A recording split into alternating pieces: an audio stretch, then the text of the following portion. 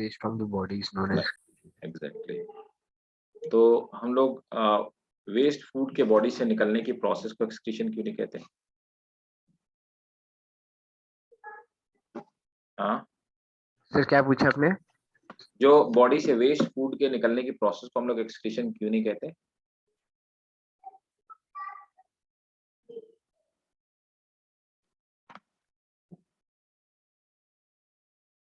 ठीक है, देखो, उस प्रोसेस में एक्चुअली नाइट्रोजनस जो वेस्ट होते हैं वो एबंडेंट नाइट्रोजनस वेस्ट नहीं, वो तो बॉडी का वो फूड होता है जो हमारी, वो बॉडी का एक्सक्रीशन नहीं है, वो हमारी बॉडी ने जनरेट नहीं किया है। एक्चुअली क्या, ये तो वो फूड था जिसको बॉडी हमारी डाइजेस्ट करने में कैपेबल नहीं थी, है ना? तो इसीलिए हमने उसके लिए एक टर्म यूज किया था, मैंने आपको बताया था कि डेफिकेशन। और एक बात हमने यहाँ पे, वहां पे भी एक बार मेंशन की थी कि defecation must not be confuse with the excretion. ठीक है, तो चलिए नोट करिए, एक्सक्रीशन, हेडिंग डालिए, एक्सक्रीशन, एक्सक्रीशन नोट करेंगे। It is the elimination of metabolic waste product. It is the elimination of metabolic waste product from animal body, metabolic waste product from animal body, from animal body, to regulate the composition of, to regulate the composition of body fluid, to regulate the composition of body fluid and tissue. Full stop. Next point है, Sir, to regulate the to regulate the composition of body fluid, to regulate the composition of body fluid. Next point, defecation is removal of waste. Defecation is removal of waste. Defecation is removal of waste and undigested food, and undigested food, undigested food. It should not be confused with excretion. It should not be confused with excretion. अब देखो, body में कुल मिलाकर के ये जितना भी metabolic waste पैदा होता है, it is all nitrogenous waste compound या नाइट्रोजन रिच वेस्ट कंपाउंड। हमारी बॉडी में जो सबसे ज्यादा अमाउंट में नाइट्रोजन का वेस्ट पैदा होता है वो एक्चुअली क्या है, अमोनिया है। अमोनिया को यूरिया में कन्वर्ट कर दिया जाता है, तो यूरिया शुगर से भी ज्यादा सॉल्युबल होता है। This is one of the highly soluble salt in the water, तो बहुत सॉल्युबल होता है। यूरिया ज्यादा देर हमारी बॉडी में रुक जाए तो हमारी बाकी की मेटाबॉलिक प्रोसेसेस को रोक देता है, जिससे कि बंदे की डेथ हो जाती है। इसीलिए अगर किसी बंदे की किडनी फेल हो जाए तो यूरिया बॉडी में फैलने लगता है और कुछ ही मिनटों में आदमी कोलैप्स कर जाता है। ठीक है, तो किडनी का फेल होना एक मतलब फाइनल सिम्टम है, बताना बहुत मुश्किल काम है। तो नाइट्रोजन आप समझ सकते हैं कि जो यूरिया है हमारी बॉडी के लिए कितना हार्मफुल है। ठीक है, लेकिन हर बॉडी में यूरिया ही नहीं प्रोड्यूस होता, अलग अलग बॉडी में अलग अलग चीजें प्रोड्यूस होती हैं। ठीक है, इसमें एक पॉइंट और नोट कीजिए, नीचे एक हेडिंग डालिए, modes of excretion. Modes of excretion, तो एक्सक्रीशन के क्या क्या मोड है, नोट करेंगे। अच्छा, एक और खास बात बताइए, हमारी बॉडी में जो नाइट्रोजन का वेस्ट होता है ये पैदा किसकी वजह से होता है और क्यों पैदा होता है? हमारी बॉडी में नाइट्रोजन का जो वेस्ट है ये क्यों पैदा होता है और किसकी वजह से पैदा होता है?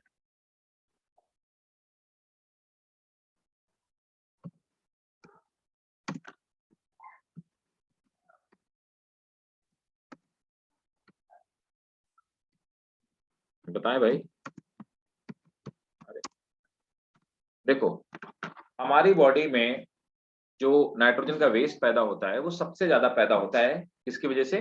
प्रोटीन की वजह से। अगर प्रोटीन हम ना खाएं तो हमारी बॉडी में नाइट्रोजन का वेस्ट नहीं पैदा होगा। तो क्या होता है, हमको प्रोटीन खाना ही पड़ता है। प्रोटीन क्यों खाना पड़ता है? क्योंकि लिवर, अच्छा देखो, हमें प्रोटीन क्यों खाना पड़ता है?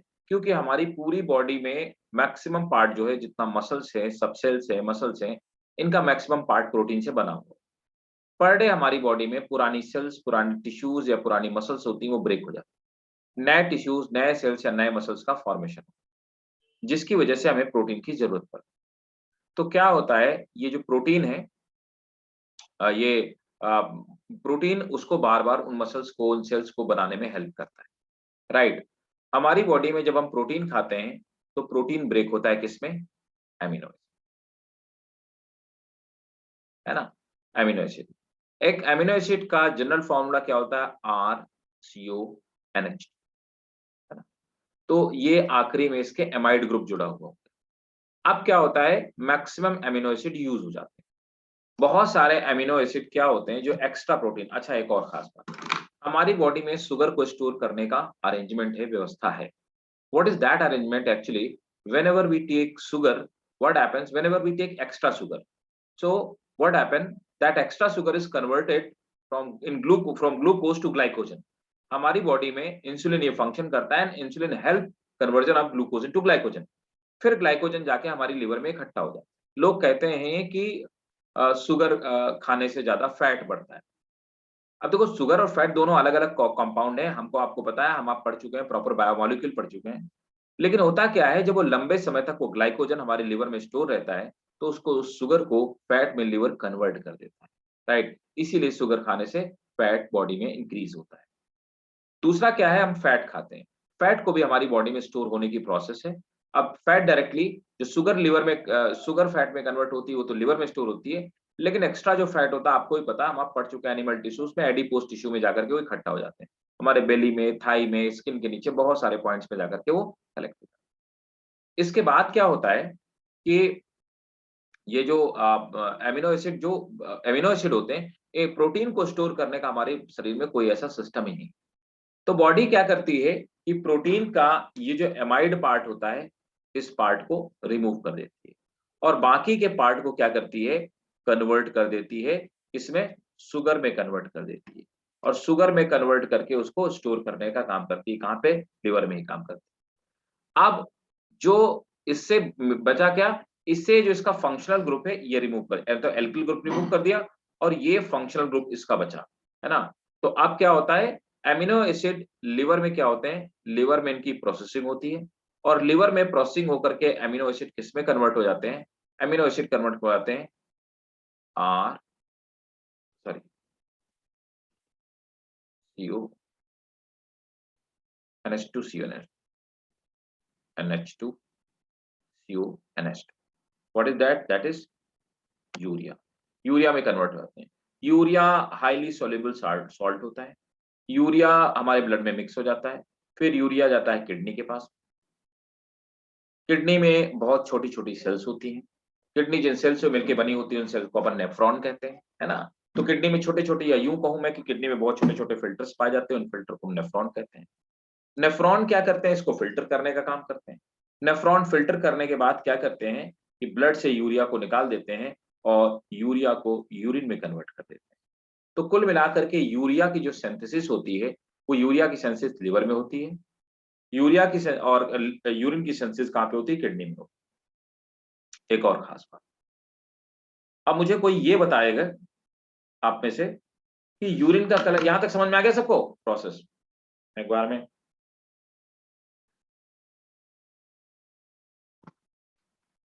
बाकी लोग भी हो, ओके ग्रेट।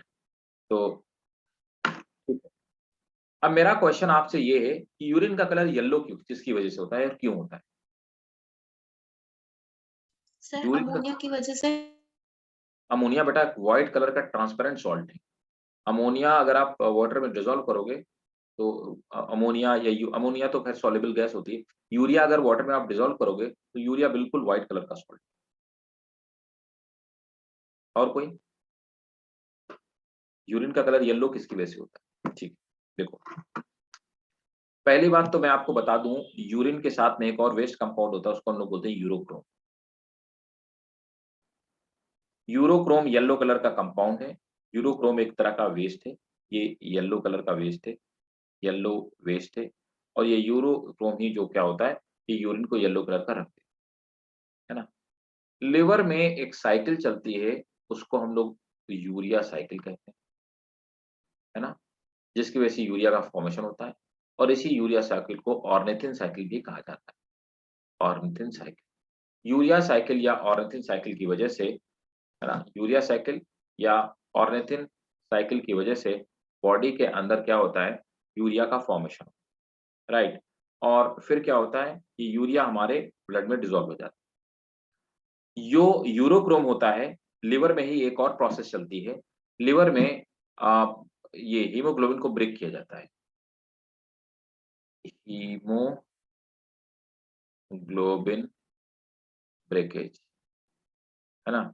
यहाँ पे लिवर में ही हीमोग्लोबिन को ब्रेक किया जाता है, जिसकी वजह से यूरोक्रोम का फॉर्मेशन होता है। और यूरोक्रोम ही यूरिन को येलो कलर देता है। बोलो यहाँ तक सबको समझ में आ गया 100%? Yes sir. ग्रेट। चलिए, तो इसके आगे फिर कुछ और नोट कीजिए। अगला पॉइंट नोट, अगला पॉइंट है nitrogen waste are produced, nitrogen waste are produced during protein metabolism, protein metabolism, full stop. Ammonia is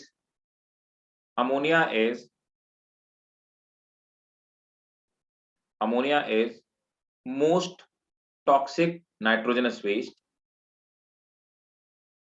Ammonia is most toxic nitrogenous waste, followed by urea and uric acid, followed by urea and uric acid. तो आप समझ सकते हैं सबसे ज्यादा toxic इनमें से जो नाइट्रोजन कंपाउंड है उनमें से कौन है, सबसे ज्यादा टॉक्सिक कंपाउंड है कौन है, अमोनिया, है ना। फिर कौन है, यूरिया, और फिर यूरिक एसिड। यूरिक एसिड सबसे कम टॉक्सिक इसलिए इसको ज्यादा लंबे समय तक स्टोर किया जा सकता है क्योंकि ये इनसॉल्युबल है। ठीक है, नेक्स्ट नेक्स्ट पॉइंट है animal body can not store protein. Next point underline करो, ये क्वेश्चन पूछा हुआ क्वेश्चन है। Animal body can not store protein और amino acid. Animal body cannot store protein. Animal body cannot store protein or amino acid. That's why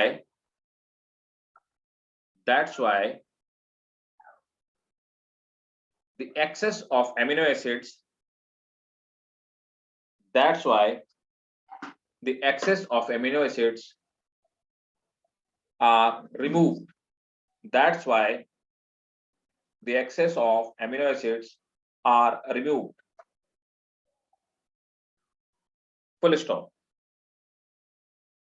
Their amino group is removed and rest is converted. Their amino group is removed and rest is converted into carbohydrate and fat.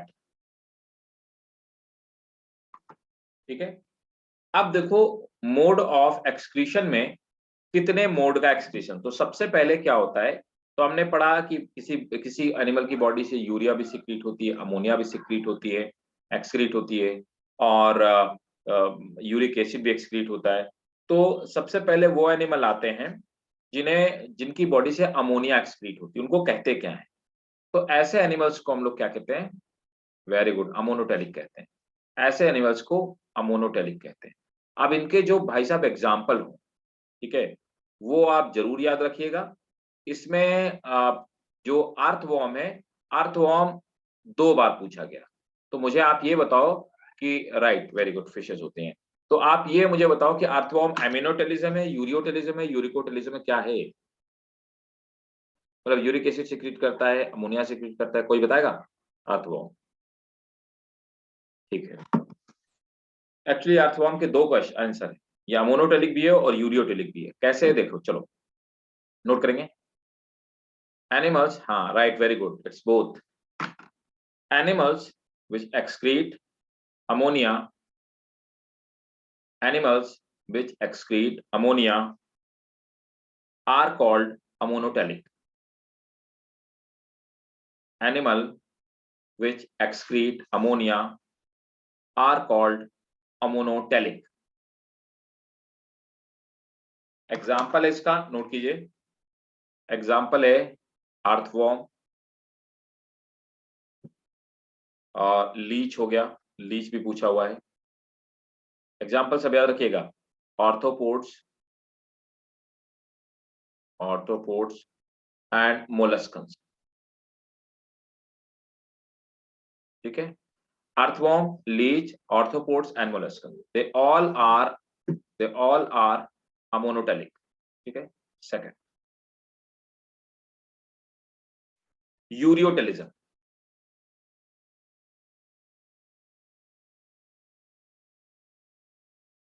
अब आते हैं ureotelism. तो ureotelism में, है ना, तो ureotelism क्या होता है? जो लोग यूरिया सिक्रीट करते हैं उनको यूरियोटेलिक एनिमल कहते हैं। नोट करिए, excretion of urea is known as ureotelism,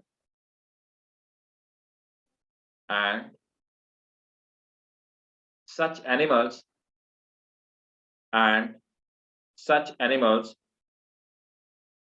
are called ureotelic. अब यूरियोटेलिक कौन कौन से होते हैं? अब देखो यहाँ पे भी एग्जांपल में अर्थवॉर्म आ रहा है। मैंने आपको अभी बताया अर्थवॉर्म दोनों ही होता है। ये अमोनोटेलिज्म भी, जब वाटर ज्यादा होगा, एक्सेस में होगा, तो ये कैसे बिहेव करेगा? अमोनोटेलिज्म। और जब वाटर की अवेलेबिलिटी कम होगी तो ये कैसे बिहेव करेगा? ये बिहेव करेगा यूरियोटेलिज्म की तरह, ठीक है। दूसरा हो गया फ्रॉग्स, फ्रॉग्स भी पूछा हुआ एग्जांपल है। और टर्टल, एलिगेटर,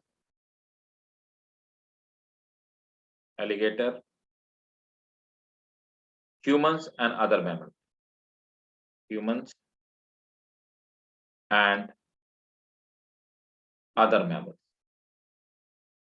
ये सब क्या है? ये सब यूरियोटेलिक, है ना, ठीक है। आप थर्ड हेडिंग डालिए, थर्ड हेडिंग डालिए। अमोनियोटेलिज्म, यूरियोटेलिज्म हो गया, और यूरिकोटेलिज्म, हाँ यूरिकोटेलिज्म। देखो यूरिकोटेलिज्म में वो जो यूरिक एसिड सीक्रेट, है ना, तो यूरिक एसिड वो सीक्रेट करते हैं जो बहुत वाटर की स्कैरिसिटी में पाए जाते हैं, जो वाटर को बचाते हैं। Actually uric acid solid form है ना, तो यूरिक एसिड का सॉलिड फॉर्म होता है, तो वो उसको काफी लंबे समय तक स्टोर कर सकते हैं। यूरिक एसिड ही ऐसा नाइट्रोजन का वेस्ट है जिसको काफी लंबे समय तक स्टोर किया जा सकता है। अब मैं आपको एक जनरल सा कॉन्सेप्ट दे देता हूँ। ऐसे ऑर्गेनिज्म जो वाटर की एक्सेस में रहते हैं, ऐसे एनवायरमेंट में जहां वाटर एक्सेस में, या लाइक फिशेस, राइट, तो वो तो अमोनोटेलिक। ऐसे ऑर्गेनिज्म जिनके लिए वाटर मॉडरेट लेवल पे अवेलेबल है, जैसे हम आप, है ना, उनको यूरियोटेलिक कहते हैं। ऐसे ऑर्गेनिज्म जिनमें वाटर की स्कैरिसिटी में जो पाए जाते हैं, डेजर्टिक एनिमल, वो सब यूरिकोटेलिक। ये एक जनरल सा कॉन्सेप्ट है, but this is not a strong rule, right. तो नोट करेंगे, excretion of uric acid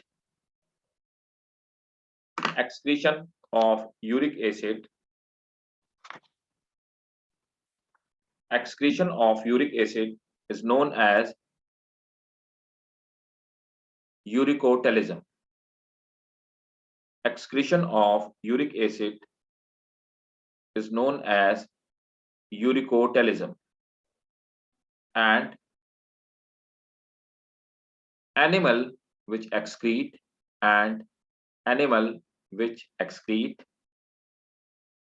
uric acid and animal which excrete uric acid are called uricotelic.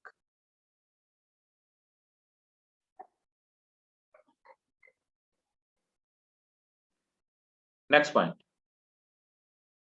Animals which live in dry condition. The animal which live in dry condition and have to conserve water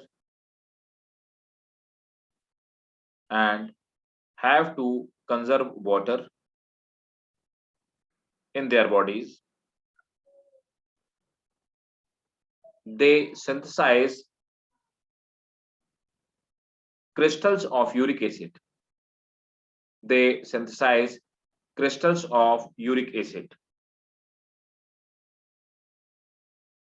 from the ammonia. Next one. The crystals of Uric acid from the ammonia. Next one. Uric acid crystals are non-toxic. Uric acid crystals are non-toxic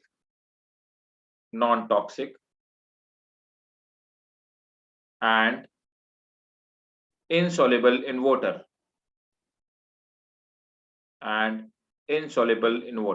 uric acid का formula होता है C5H4N4O. Uric acids crystals are non-toxic and almost insoluble in water. Hence, these can be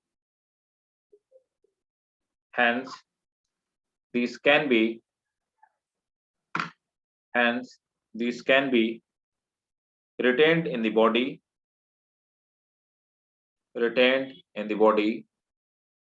for longer time period.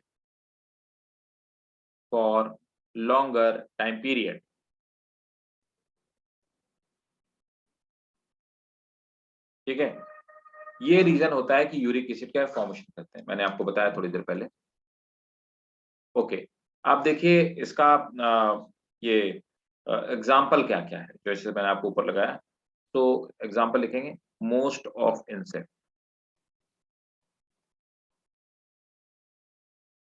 Like cockroach, land reptiles, lizard वगैरह, lizard, snake and bird. ठीक है, सभी uricotelic. Right, तो ये तीन हो गए. अब चौथा हमारा क्या है? The fourth one is that is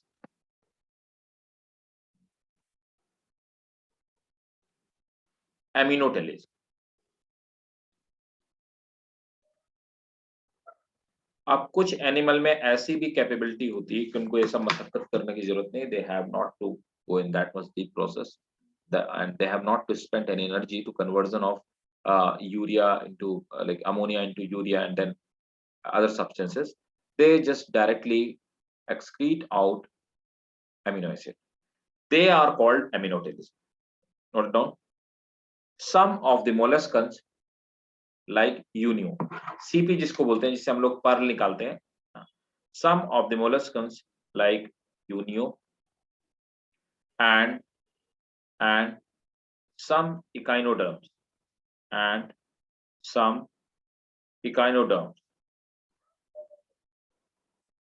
like asterias, you can note down like asterias, excrete amino acid as such, excrete amino acid as such. These animals are called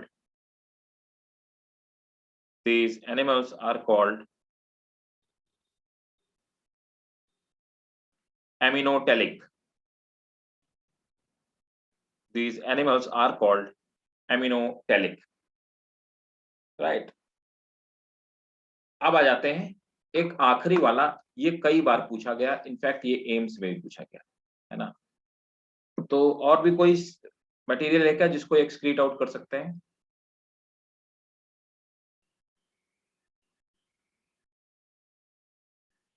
चलो इसका आप एग्जांपल बता दो, यही क्वेश्चन कई बार पूछा। गुआनोटेलिज्म,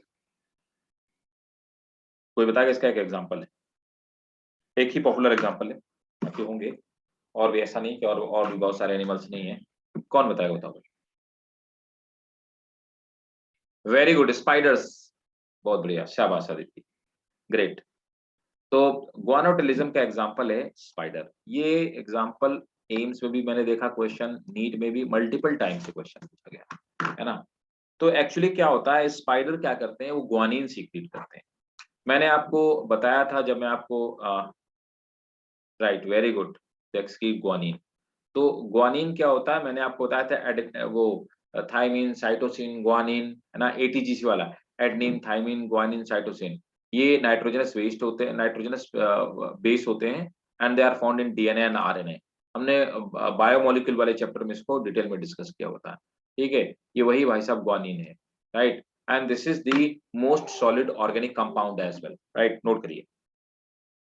spider excrete guanine and are said to be spider excrete guanine and are said to be and are said to be and are said to be guanotelic and are said to be guanotelic, right?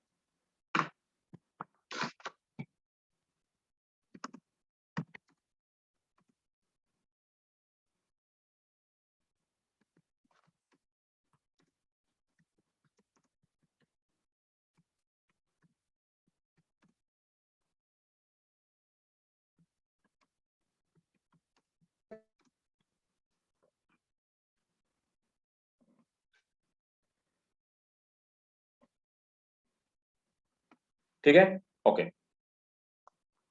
अब देखो यहाँ पे एक छोटी सी एक बात और समझ लेते हैं, जो मैंने अभी आपको थोड़ी देर पहले समझाई कि यूरिया का प्रोडक्शन कैसे होता है। तो मैंने आपको बताया कि यूरिया साइकिल के थ्रू यूरिया का प्रोडक्शन होता है ना। इस बात को भी आप लिख लीजिए। तो यहाँ पर एक छोटी सी सब हेडिंग डालिए, that is production of urea, production of urea. तो हमने अभी ये देख लिया कि हम प्रोटीन को स्टोर नहीं कर सकते, ये बात भी पूछी हुई क्वेश्चन है, एम्स का पूछा हुआ क्वेश्चन है कि which of the following can not be stored in body, and the answer was protein, right. Amino acid या प्रोटीन जो भी होगा, दोनों में ही आंसर होंगे, जो भी ऑप्शन में होगा। तो इस चीज को हम लोग स्टोर नहीं कर सकते अपनी बॉडी में, है ना। तो नोट करेंगे, liver convert toxic ammonia, liver convert toxic ammonia into less toxic urea. Liver convert toxic ammonia into less toxic urea, which is excreted in the form of urine. Full stop. Urea is produced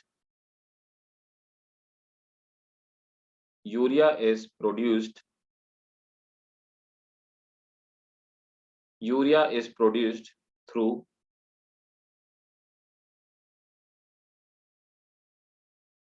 urea cycle,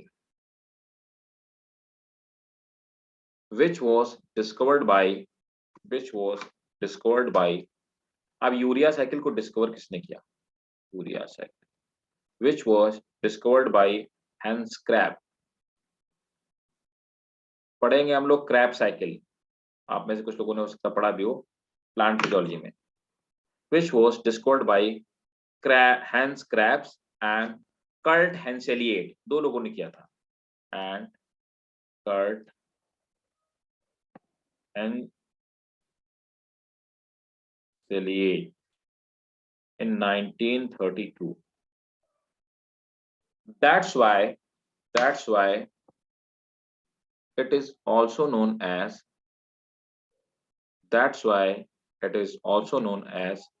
Crabbe-Henselier cycle.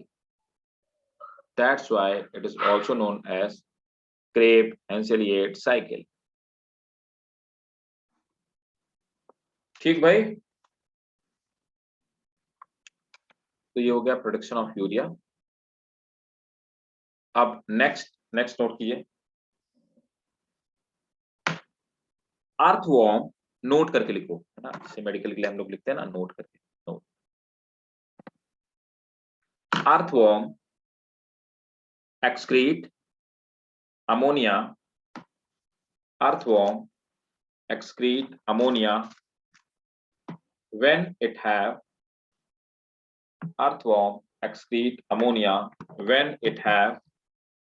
sufficient amount of water, while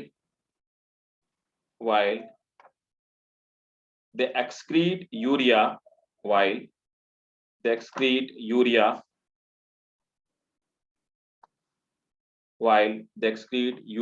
during dry surrounding.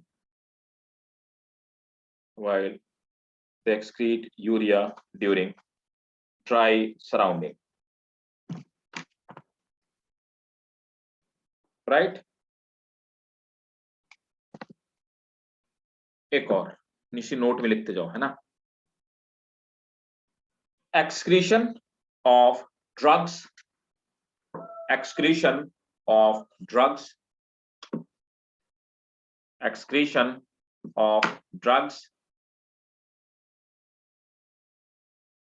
hormones and other toxic substances. Excretion of drugs,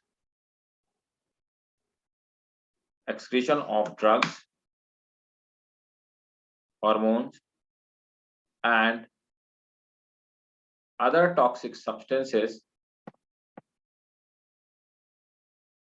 takes place through liver.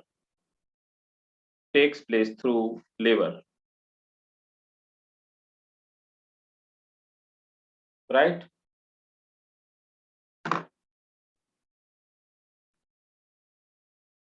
Next, CO2 is excreted through lungs.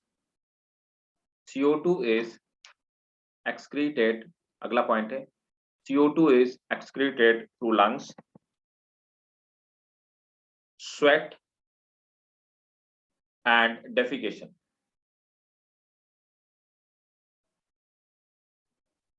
Next, सब note पे लिखते जाना है, ठीक है ना. Excess of water soluble vitamins,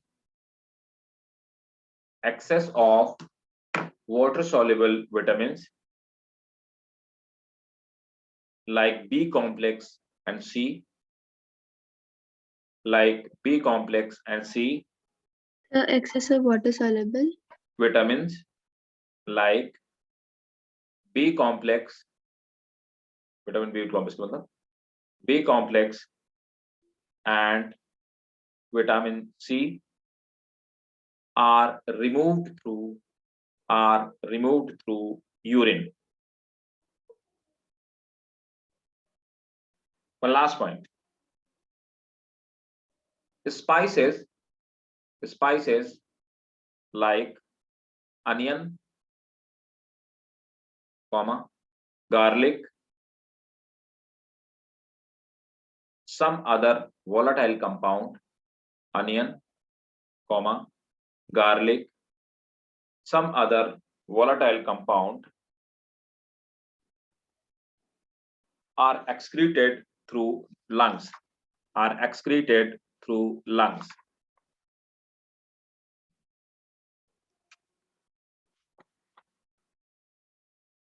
तो ये तो हो गया एक्सक्रीटरी। अब हम पढ़ते हैं अब एक्सक्रीटरी सिस्टम, है ना। तो हेडिंग डालिए ह्यूमन एक्सक्रीटरी सिस्टम। ये तो पूरा एक्सक्रीशन की प्रोसेस क्या होती है, एक्सक्रीशन होता क्या है, वो हम लोग पढ़ते हैं। अब थोड़ा सा मैं आपको एक डायग्राम दिखाता हूँ, है ना। इसके कुछ डायग्राम मेरे खुद के बनाए होंगे, तो आप बना लीजिएगा, और कुछ पीपीटी के फॉर्म में होंगे।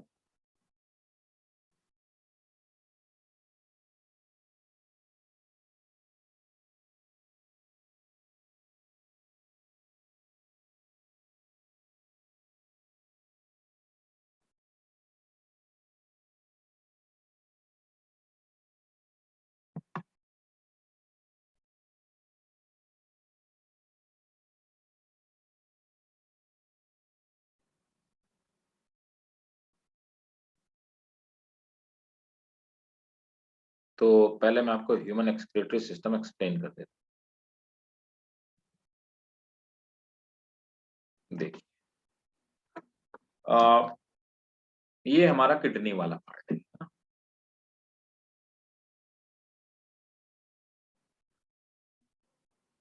ये हमारी किडनी, ये आपकी लेफ्ट किडनी हो गई, और ये हो गई आपकी राइट किडनी, है ना। लेफ्ट राइट किडनी, राइट दोनों किडनी। हमारा कोई भी ऑर्गन जो है, हम लोग बाइसिमेट्रिकल नहीं है, ये मैं आपको बार बार बता रहा हूँ कि हम लोग बाइसिमेट्रिकल नहीं है, क्योंकि सब ऑर्गन ना तो साइज में एक जैसे हैं, है ना, और ना ही सब ऑर्गन, कोई सा भी ऑर्गन हमारी बॉडी में ऐसा नहीं है जो कि साइज में एक जैसा हो। पहली बात तो दोनों के साइज का डिफरेंस है और पोजीशन का डिफरेंस है। साइज, शेप और पोजीशन, हर चीज का डिफरेंस है, जिसकी वजह से ह्यूमन बॉडी एक्चुअली तो सिमेट्रिकल नहीं है ना। तो आप देखिए, किडनी में, है ना, ऊपर से ये एओर्टा से ब्लड आ रहा है, एओर्टा से ब्लड आया, ये राइट किडनी में चला गया, लेफ्ट किडनी में चला गया, है ना। दोनों किडनी में ब्लड जाने के बाद क्या होता है, ब्लड फिल्टर हो जाता है, ठीक है।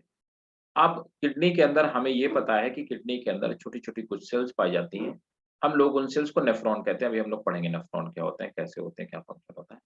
तो नेफ्रॉन पाया जाता है, ठीक है। ब्लड फिल्टर होने के बाद अब क्या होता है कि फिल्टर होकर के ये आप देखेंगे यहाँ पे ब्लड, ये एओर्टा से ऊपर की तरफ आया, है ना। आप देखेंगे यहाँ पर जो ब्लड है, ये वापस जाता है फिल्टर होने के बाद। वापस कहाँ से जाता है, ये रीनल वेन के थ्रू वापस जाता है। तो रीनल आर्टरी के थ्रू अंदर आया, है ना, देखो ये रीनल आर्टरी,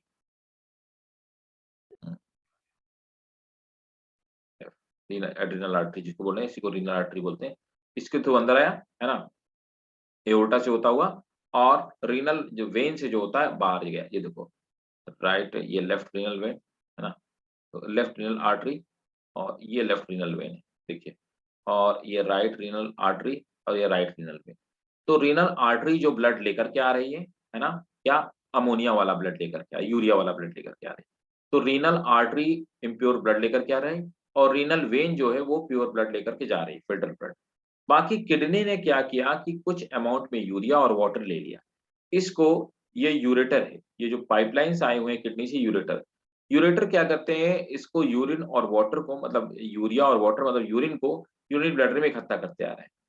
अच्छा, हमारा जो यूरिनरी ब्लैडर है, इसमें दो वॉल है, ऊपर की तरफ और नीचे की तरफ, यहाँ पर दो वॉल है, अभी मैं दिखाऊंगा आपको दोनों वॉल। तो इनको हम स्फिंक्टर मसल बोलते हैं। तो हमें जब यूरिन लगता है कि हमें यूरिन जाना चाहिए, तो जो अंदर वाला स्फिंक्टर स्फिंक्टर मसल है वो ओपन हो चुका होता है ना, और अगर बाहर वाला रुका हुआ होता है। अगर बहुत देर तक कोई बंदा यूरिन ना जाए तो उसको कंट्रोल नहीं कर सकता, थोड़ी देर बाद वो ऑटोमेटेड होते हैं, वो अपने आप ही स्फिंक्टर मसल खुल जाएंगे और यूरिन रिलीज हो जाएगा, है ना। किडनी के ऊपर आप देखेंगे यहाँ पर कुछ ग्लैंड पाई जाती हैं, जिनको आप एड्रिनल ग्लैंड कहते हैं। एड्रिनल ग्लैंड हम लोग एंडोक्राइन का फंक्शन पढ़ेंगे, ये एड्रेनालिन सीक्रेट करने का काम करती है, ठीक है, क्लियर। ये हो गया हमारा human excretory system.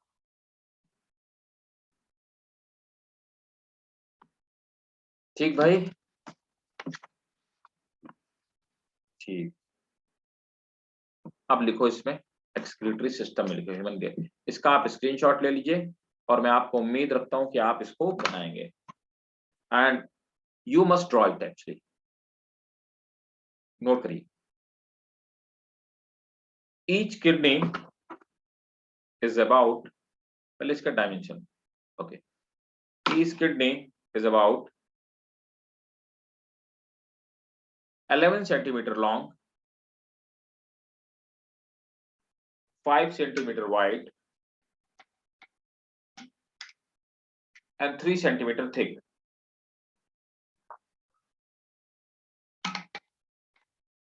Each kidney is about 11 centimeter long, 5 centimeter wide and 3 centimeter thick. Full stop. In adult male,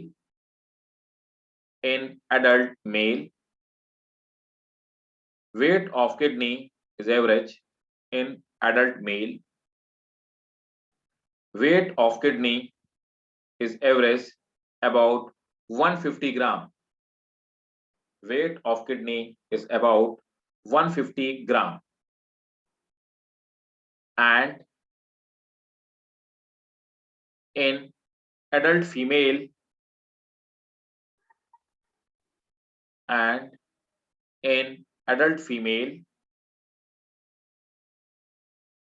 it is about 135 gram. It is about 135 gram.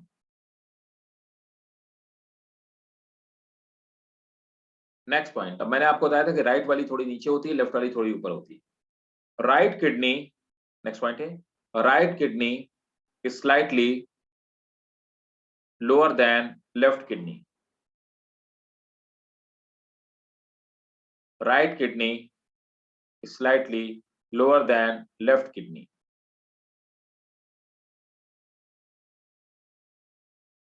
Next point, a kidney have about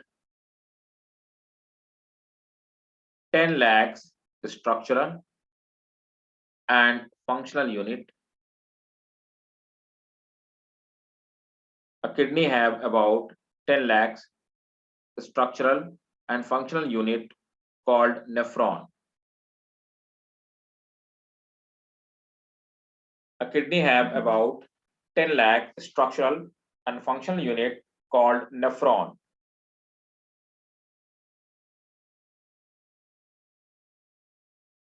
Next, on an average 1100 to 1200 ml. On an average 1100 to 1200 ml blood is filtered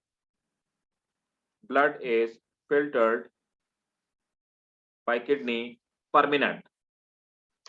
Blood is filtered by kidney per minute.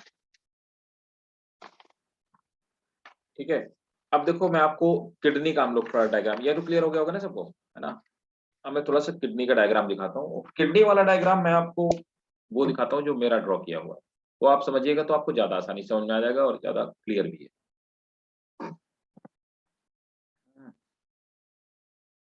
फिर उसके बाद फिर मैं आपको वाला भी diagram दिखा दूंगा। और किडनी और यूरिनरी ब्लैडर का दो डायग्राम आपको, आप वो देखिए जो मैंने बनाया।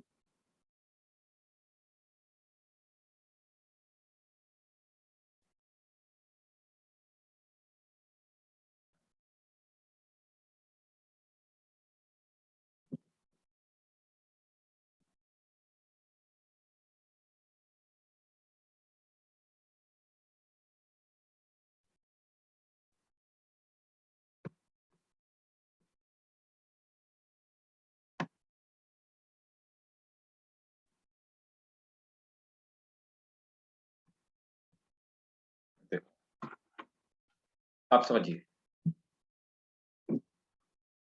ये हमारी किडनी हो गई है ना, ये एक्चुअली किडनी का लिटरल सेक्शन है, एलएस है, हमने ऐसे किडनी को स्लाइस करके कट कट किया हुआ। यहाँ पर आप देखेंगे ऊपर की तरफ एक कवर है, इस कवर को हम लोग रीनल फैसियोला कहते हैं, है ना।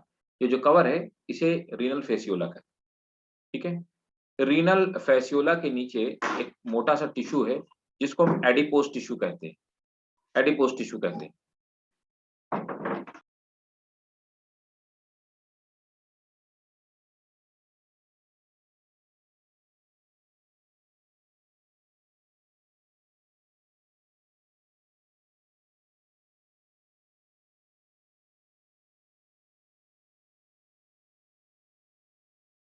Give me 1 second, I am coming back. Give me 1 second, just.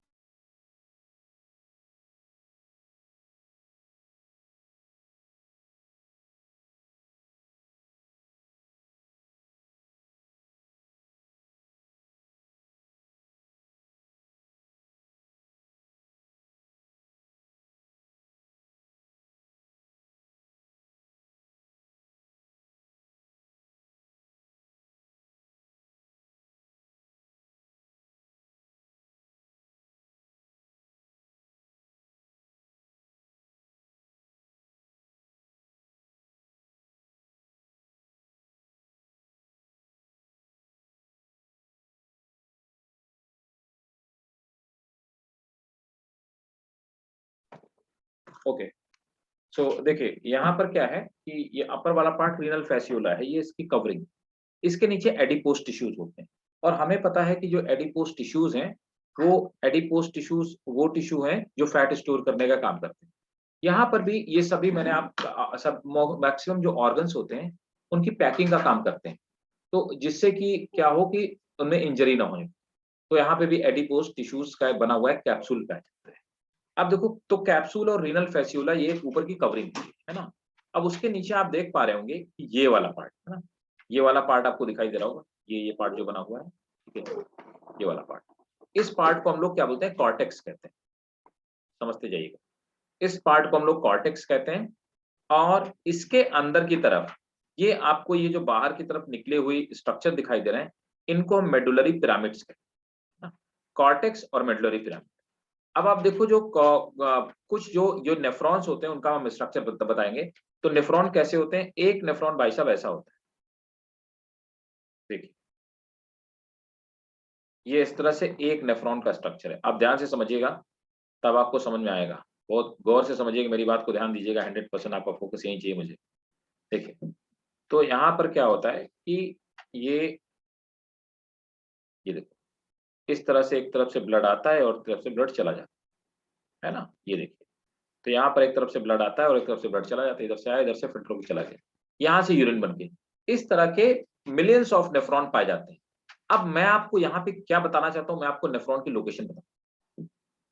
देखो भाई साहब यहाँ नेफ्रॉन की लोकेशन क्या,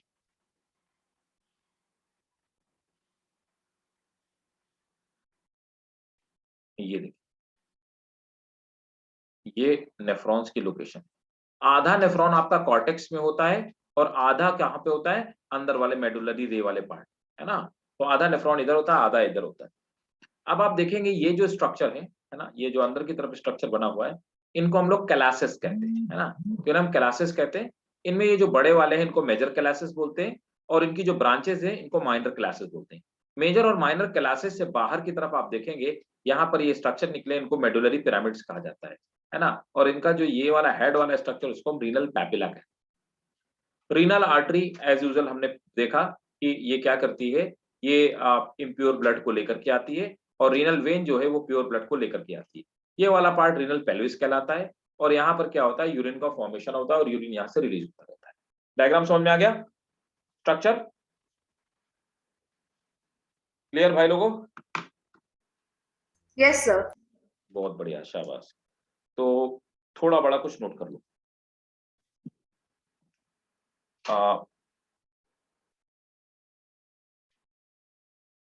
renal fasciola, renal fasciula is the outer membrane, renal fasciula is the outer membrane, which is a fibrous membrane, which is a fibrous membrane. Full stop.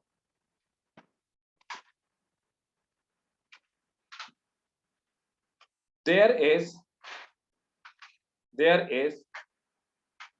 a layer of fat called adipose capsule.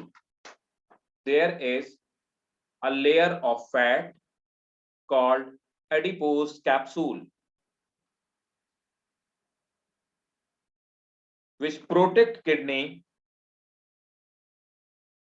from jerk.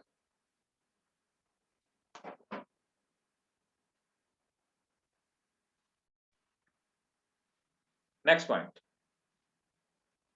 The outer part of kidney is called cortex, and outer part of kidney is called cortex, and inner part is called medulla. The outer part of kidney is called cortex, and inner part is called medulla.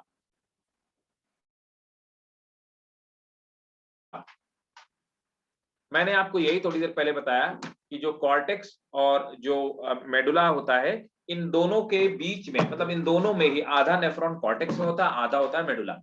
ठीक है. Next point, the medullary pyramids. अब ये जो है ना, इनको medullary pyramids कहते हैं. देखिए ये जो आपको दिखाई दे रहे हैं मेडुलरी पिरामिड्स है ना, ये सब मेडुलरी पिरामिड्स है. ये हो गया, ये हो गया, ये हो गया, ये हो गया, ये सब मेडुलरी पिरामिड्स है. The medullary pyramids are 15 or 16 in number, and medullary pyramids are 15 or 16 in number, and each bear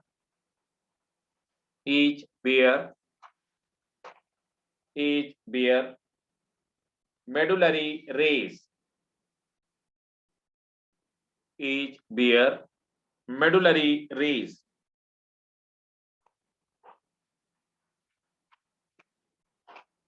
Next point, a human kidney possesses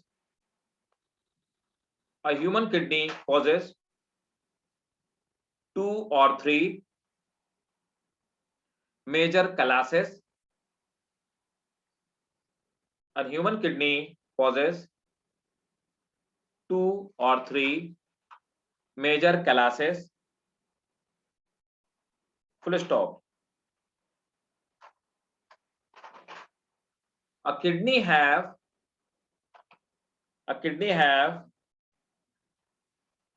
about 10 lakh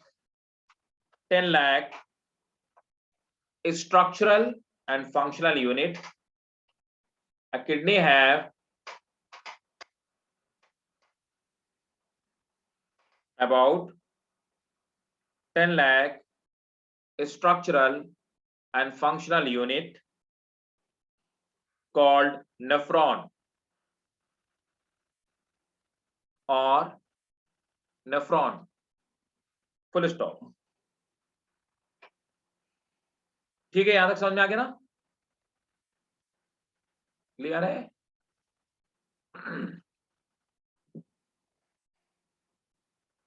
देखो अब इसी में इसका आप स्क्रीनशॉट लीजिए और आप बिल्कुल बनाइएगा इसको, इस डायग्राम को ड्रॉ जरूर कीजिएगा. ठीक है, अंशिका समझ आ रहा ना? Yes sir. ठीक है, देखो अब मैं आपको एक डायग्राम और दिखाना चाहता हूँ. वो डायग्राम है, ये है इसका, ये डायग्राम है यूरिनरी ब्लैडर का, है ना. ये डायग्राम भी आप ड्रॉ कर लीजिएगा, इसका भी आप स्क्रीनशॉट ले लीजिएगा. देखो ये जो यूरिनरी ब्लैडर का ये भी एलएस है। आप देखो जो यूरेटर है ये पीछे से आकर के ओपन होती हैं, पीछे से आकर के यूरेटर ओपन होती हैं, पीछे से आकर के यूरेटर ओपन होती है ऑब्लिकली। इसलिए देखो आप यहाँ पे ओपनिंग ऑफ यूरेटर, तो ये यूरेटर की ओपनिंग है, इसीलिए यहाँ पे किसी भी तरह के वॉल की जरूरत नहीं होती है ना, किसी भी तरह का कोई वॉल नहीं पाया जाता। ये जिस जगह पे खुलती हैं आकर के वो ऐसे हार्ट शेप ट्रायंगुलर स्ट्रक्चर होता है, इसको ट्राइगोन कहा जाता है। अब देखिए inner lining of urinary bladder is transitional epithelium की मिलकर के बनी हुई होती है ना। और मैं आपको थोड़ी, और ये यूरिनरी ब्लैडर की वॉल हो गई। मैं आपको थोड़ी देर पहले मैंने आपको बताया था कि इसमें दो स्फिंक्टर पाई जाती है, इंटरनल और एक्सटर्नल। तो मैंने बताया था ये जो अंदर वाली होती है जिसको इंटरनल स्फिंक्टर कहते हैं, जब हमको यूरिनेशन फील होता है तो क्या होता है, ये भाई साहब क्या होती है, ऑलरेडी ओपन हो चुकी होती है। एक्सटर्नल स्फिंक्टर वॉलेंट्री है ना, वॉलेंट्री स्केलेटल मसल है, ये हमारी कमांड पे ओपन होती है। पहले वाली ऑटोमेटिक ओपनिंग, लेकिन ये वॉलेंट्री एक लिमिट तक ही है, एक लिमिट तक इसको ये होल्ड करके रख सकती है यूरिन को। एक लिमिट के बाद ये इनवॉलेंट्री हो जाती है, अपने आप ओपन हो जाएगा, है ना। और ये यूरिनल ऑरिफिस इसको बोलते हैं, जहां से यूरिन रिलीज होता है बॉडी से बाहर, हाँ, ठीक है। मतलब यूरिनरी ब्लैडर से बाहर जहां पे रिलीज होता है इसको यूरिनल ऑरिफिस बोलते हैं, ठीक है। नोट कर लो।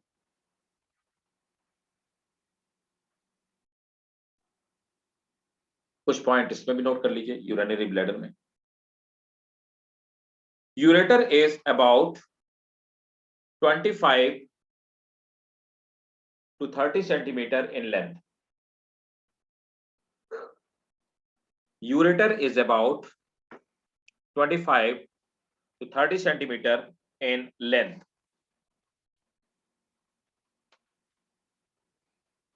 They are tubular structure, full stop. They carry urine from kidney to, they carry urine from kidney to urinary bladder.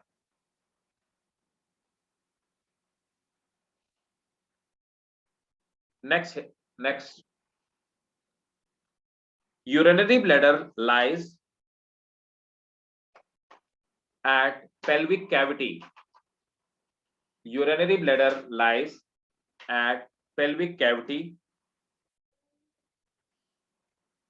and it is somewhat pear shaped, and it is somewhat pear shaped.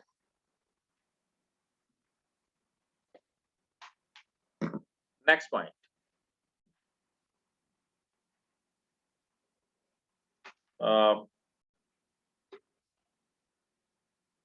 There are two sphincter muscle, that is internal sphincter and external sphincter. There are two sphincter muscles, that is internal sphincter and external sphincter. Full stop. It is made up of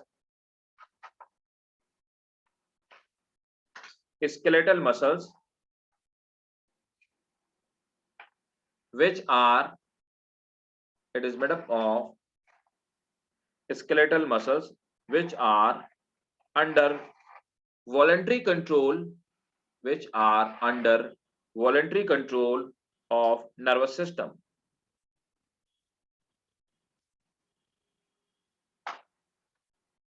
Last thing, that is urethra, है ना। Urethra जो urine को body से बाहर release करने में help करती है, उस पाइप को हम यूरेथ्रा कहते हैं। Urethra is a short about 4 centimeter long tube. Full stop. Please repeat. Urethra is short, about 4 centimeter long tube. It opens into, full stop, it opens into ये वाला urethral orifice, urethral orifice, full stop. In males, urethra is much longer, about 20 centimeter in length.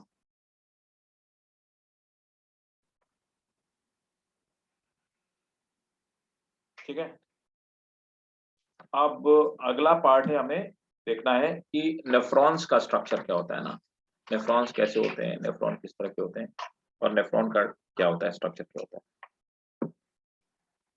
यहां तक clear है भाई सबको? Okay, great.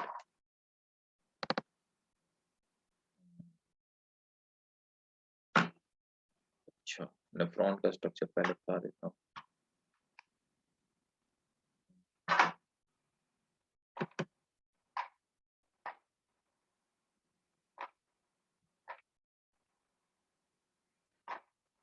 Renal cell,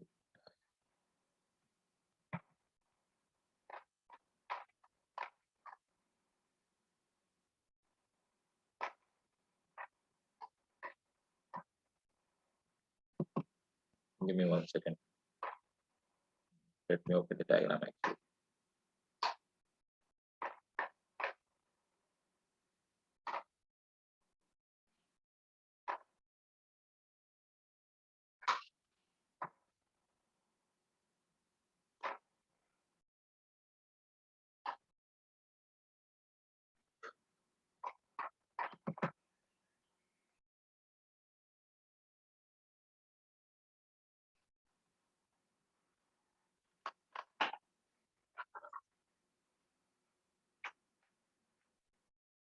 देखो, 2 diagram है।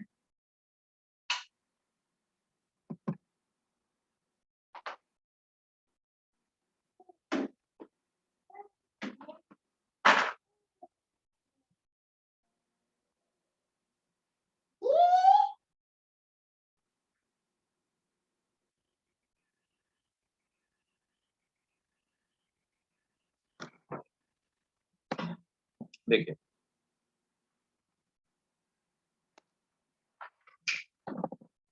देखो अब यहाँ पर क्या है कि ये नेफ्रॉन है ना, एक नेफ्रॉन, और ध्यान से मेरी बात सुनो।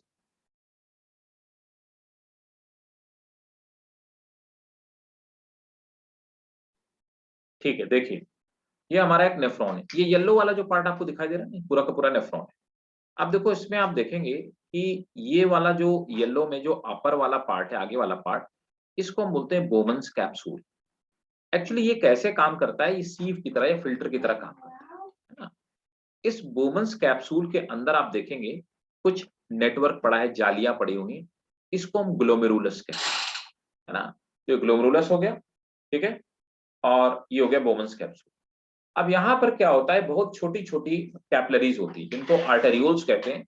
आर्टेरियोल से यहाँ पे रीनल जो आर्टरी है उससे निकल करके आर्टेरियोल्स आती है और वो इम्प्योर ब्लड को लेकर के आती है। जब इम्प्योर ब्लड इससे पास होता है तो फिल्टर हो जाता है। फिल्टर होने के बाद ये जो ग्लोमेरुलस के आर्टेरियोल है ये ब्लड को वापस लेकर के जाते हैं। होल्ड करिए यहाँ पर।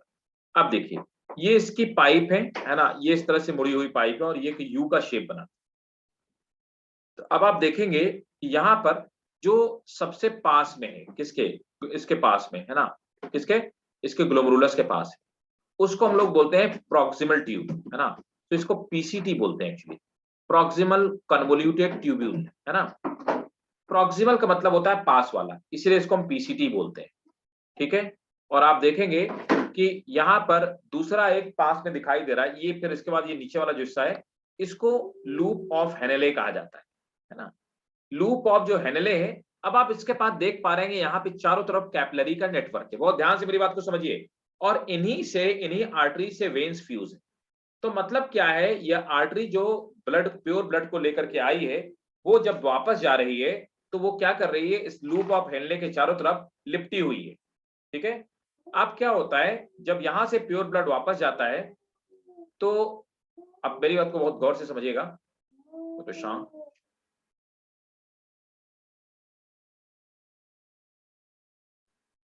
अब देखो क्या होता है, यहाँ पर ये लूप ऑफ हेनले, इसने क्या किया, जब यहाँ पे यूरिन फिल्टर हुआ, सॉरी यहाँ पे हम यूरिन अभी नहीं कहेंगे, जब यहाँ पर यूरिया फिल्टर हुआ, यूरिया और यूरिया के साथ में कुछ इंपॉर्टेंट कंपोनेंट चले गए। एक्चुअली यहाँ पे हम इसके लिए यूरिन टर्म नहीं यूज कर सकते, यहां तक हम इस पार्ट को फिल्टरेट कहते हैं। भाई साहब ध्यान दीजिएगा, यहां तक इस पार्ट को हम फिल्टरेट कहते हैं।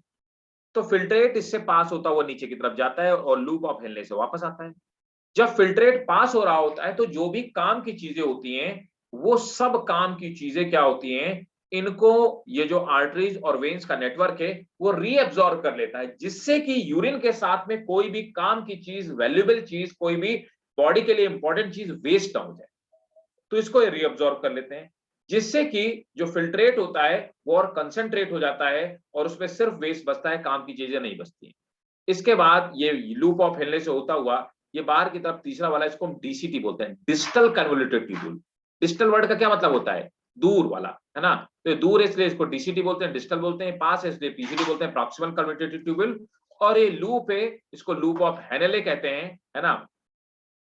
अब क्या होता है, ये जो फिल्ट्रेट होता है वो आते आते इसमें जितनी काम की चीजें होती हैं, जैसे कि ग्लूकोज हो गया, सोडियम हो गया, क्लोराइड हो गया, कैल्शियम हो गया, ये जितने भी काम की चीजें होती हैं और वाटर, एक्स्ट्रा वाटर ना वेस्ट होने पाए, उसको सबको ये कैपिलरीज की वॉल जो इसके चारों तरफ लिपटी हुई है रीअब्सॉर्ब कर देती है। फाइनली ये फिल्ट्रेट यहाँ पर जब पहुंचता है तो ये बड़ी बड़ी कुछ पाइप हैं, इनको हम लोग क्या बोलते हैं, कलेक्टिंग डक्ट कहते हैं। और कलेक्टिंग डक्ट तक आते आते हम इसको टर्म क्या दे देते हैं, यूरिन। तो यूरिन टर्म हम एग्जैक्टली यहीं से दे सकते हैं, यहाँ के बाद से, वरना इसके लिए हम यूरिन टर्म का यूज नहीं कर सकते। क्या मेरी बात आपको समझ में आ गई?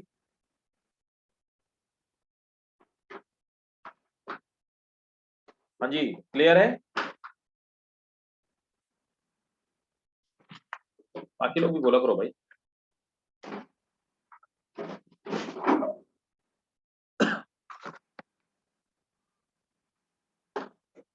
Great. Roshni, is it clear to you? Yes, sir. Great.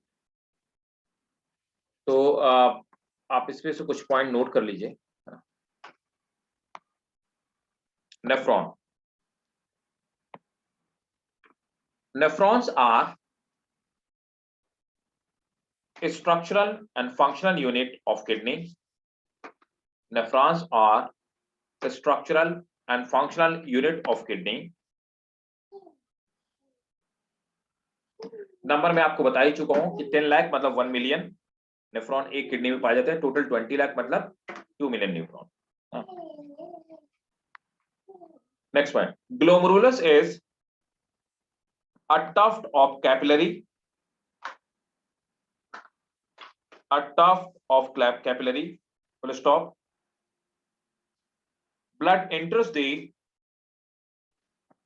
glomerulus. अब ये जो ब्लड को लेकर के आने वाली है, आने वाली पार्ट को हम लोग क्या बोलते हैं, इसको बोलते हैं efferent,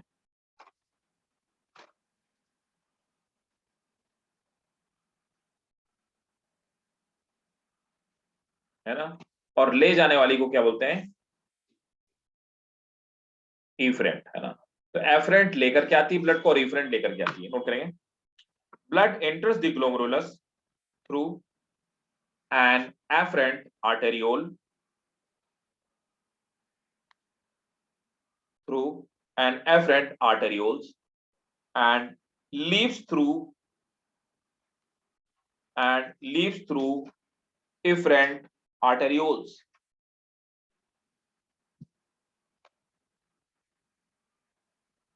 Next point, the permeability of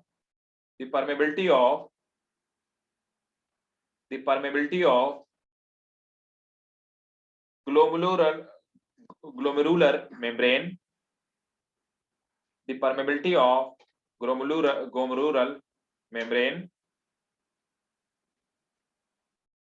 is 100 to 500 times greater than, is 100 to 500 times greater than usual capillary. Underline कर लो ये part.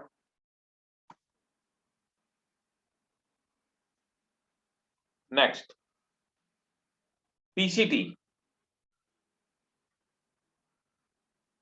PCT is lined by cuboidal epithelium, full stop.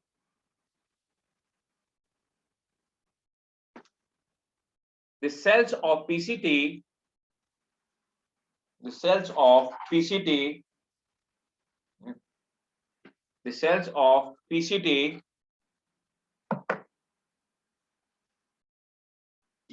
have number of mitochondria. Cells of PCT have numbers of mitochondria which allow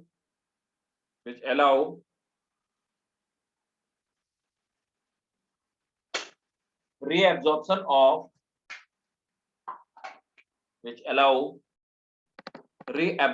of salt by active transport, which allow reabsorption of salt by active transport.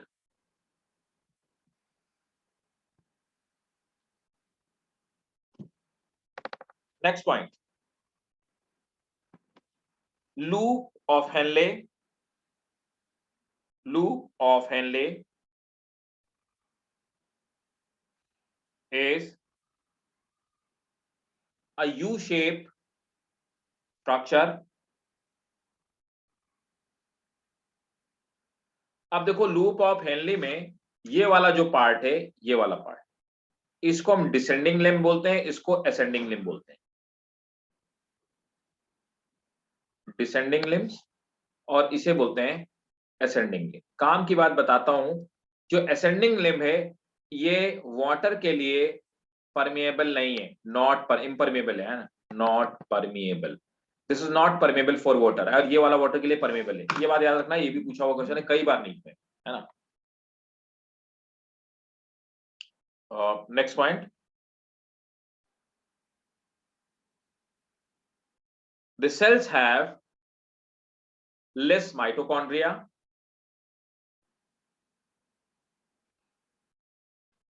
and ascending limb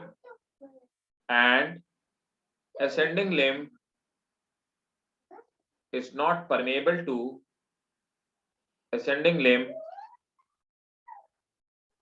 is not permeable to water. Ascending limb is not permeable to water. Full stop. Next point, DCT is made up of cuboidal sorry, DCT is made up of cuboidal cells. Cuboidal cells. It joins collecting duct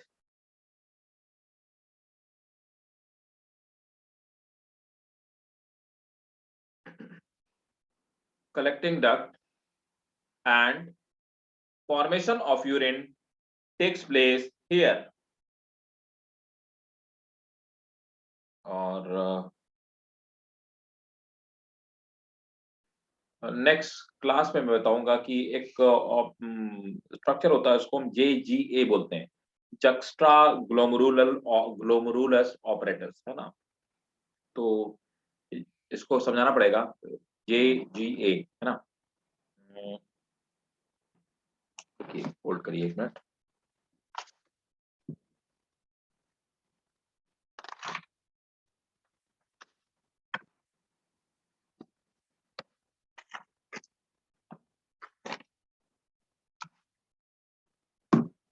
तो मैं आपको diagram दिखा देता हूँ JGA क्या होता है।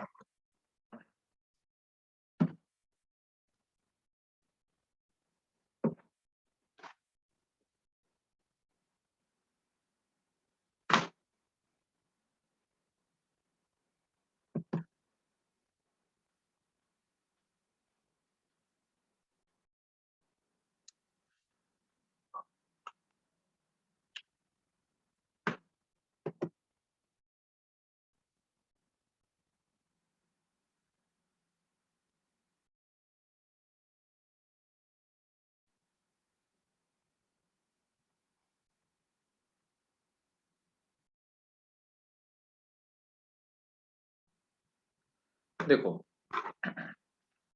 और थोड़ा इसको एनलार्ज किया जाए। देखो ये तो पीसीटी हो गई, और यहाँ पर क्या होता है, यहाँ पर है ना, तो आप देख पा रहे हैं इफरेंट और एफरेंट आ रही हैं, और दोनों क्या हो रही हैं कि यहाँ पर ये ग्लोमेरुलस से निकलने वाली इफरेंट और एफरेंट दोनों क्या कर रही हैं कि यहाँ पर अटैच हो रही हैं। देखिए ये एफरेंट आर्टेरियोल हो गई और ये इफरेंट, यहाँ पे जंक्शन में कुछ सेल्स है, इसको हम जक्स्ट्रा ग्लोमेरुलर ऑपरेटस बोलते हैं, यहाँ इस वाले पार्ट को जेजीए बोलते हैं। ठीक है, ना डालो हेडिंग, नोट करो जेजीए, आप नोट कर लीजिए, आपको डायग्राम कहीं नहीं मिलेगा, किसी बुक में नहीं मिलेगा। जेजीए है ना, लिखा सब जगह है कि ये होता क्या है, लेकिन किसी बुक पे ये नहीं दिया गया कि एक्चुअल में डायग्राम क्या है, क्या चीज है ना। तो इस जंक्शन को, इस सिर्फ इस जंक्शन को, इस वाले पॉइंट को, है ना, सिर्फ इस वाले पॉइंट को हम लोग ये बोलते हैं, ये वाला, this point is actually called this point, है ना। यहाँ पे देखो, आप देख रहे हैं ये जक्स्ट्रा, ये सेल्स पाई जाते हैं। चलिए नोट करिए, JGA, the smooth muscle cells of both afferent and efferent arteriole, smooth muscle cells of both efferent and afferent arterioles are swollen and along with Sir, please repeat. the smooth muscle cells of both afferent and efferent, the smooth muscle cells of both afferent and efferent arterioles are swollen and contain dark granules.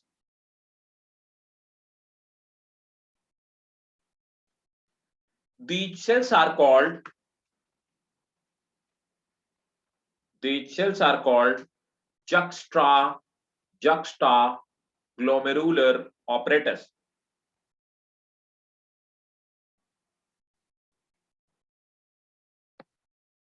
The granules are composed of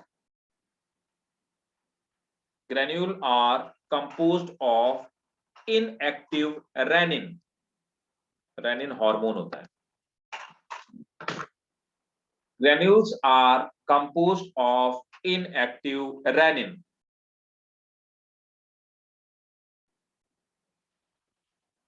The renin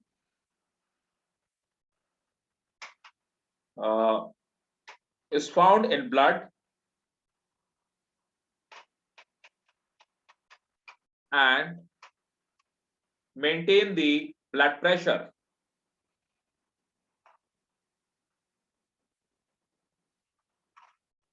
ठीक है, तो इसमें rennin पाया जाता है और ये blood pressure को मेंटेन करने का काम करता है ना।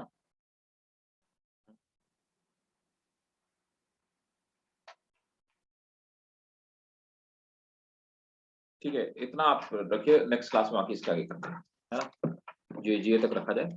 ठीक है, और नेक्स्ट क्लास में आप हेडिंग डालो नेक्स्ट क्लास के लिए। नेक्स्ट क्लास में हम लोग स्टार्ट करेंगे यूरिन फॉर्मेशन से। ठीक है, बताएं भाई, किसी को कोई डाउट, कोई कंफ्यूजन हो, पूछिए।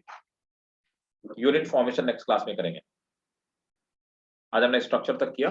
ठीक है, क्लियर है सबको? Yes, sir. ठीक है, ग्रेट। तो चलिए नेक्स्ट क्लास में मिलते हैं। Bye bye, take care, good night all. Thank you, sir. Welcome बेटा, welcome, Thank you, sir. Welcome बेटा।